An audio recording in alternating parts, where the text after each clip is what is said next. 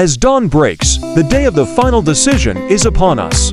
Our protagonist stands before the Arcane Arch, the symbol of power and conflict, now a potential beacon of peace. His heart weighs heavy in his chest, the weight of his responsibility pressing down on him like the burden of an entire kingdom. He gazes upon the faces of representatives from each nation, their expressions mirroring the uncertainty that ebbs and flows in his own heart. In a voice that echoes through the silent assembly, he begins to speak. His words are not just his own, they carry the hopes and fears of his people. He beseeches the nations to choose peace over power, unity over discord.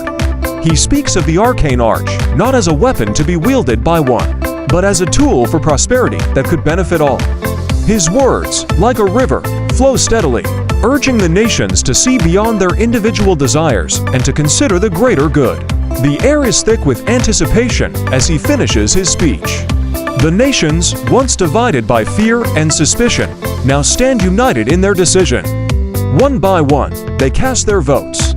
Each chime, signifying a vote, echoes through the assembly, amplifying the suspense. The protagonist watches as the scales of fate teeter, his heart pounding in rhythm with the chiming votes.